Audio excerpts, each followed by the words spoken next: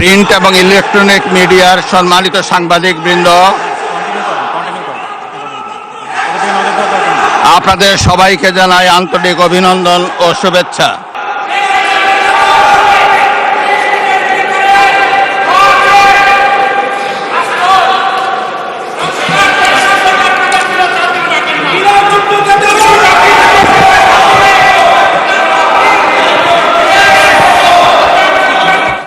মাননীয় সদস্যবৃন্দ, সংসদের শৃঙ্খলা রক্ষা করুন।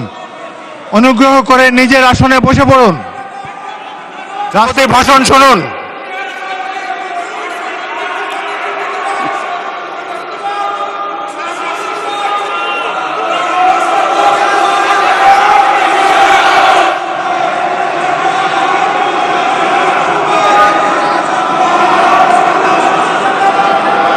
বিসমিল্লাহির রহমানির রহিম। সম্মানিত সংসদ নেতা ও প্রধানমন্ত্রী, জনাব স্পিকার ও ডিপ্টি স্পিকার, হিজ এক্সেলেন্সিস,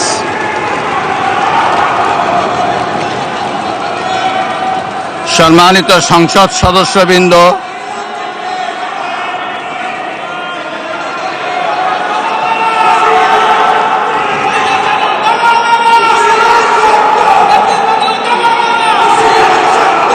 আমন্ত্রিত অতিথিবৃন্দ, আমি ভরসা রাখি হিরো স্মার্ট ওয়াটার পিউরিফায়ারে।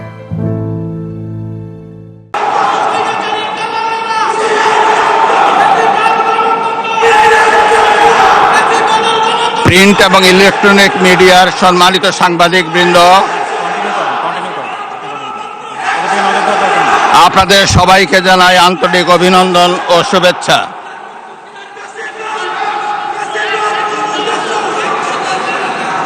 জনাব স্পিকার,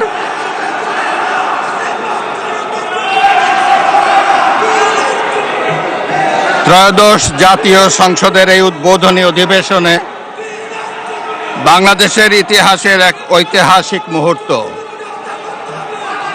হাজারো শহীদের রক্তের সিঁড়ি বেয়ে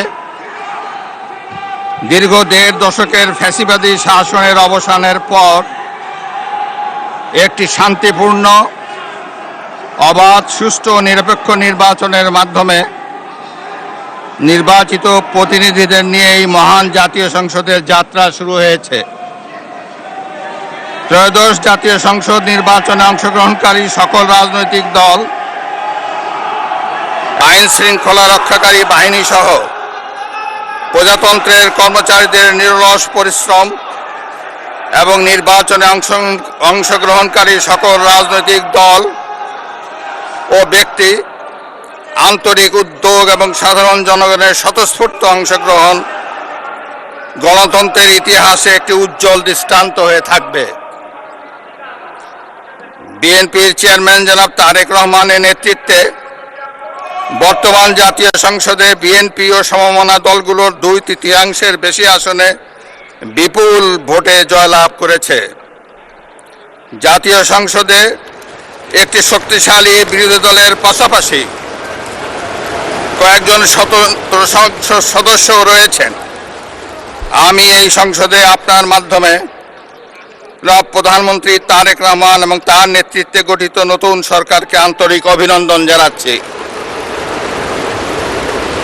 জাতীয় সংসদের সকল সদস্যের প্রতিও রইল আমার প্রাণ ঢালা শুভেচ্ছা ও অভিনন্দন। আমি মহান মুক্তিযুদ্ধের লাখো শহীদ এবং বীর মুক্তিযোদ্ধাদের শ্রদ্ধার সঙ্গে স্মরণ করছি।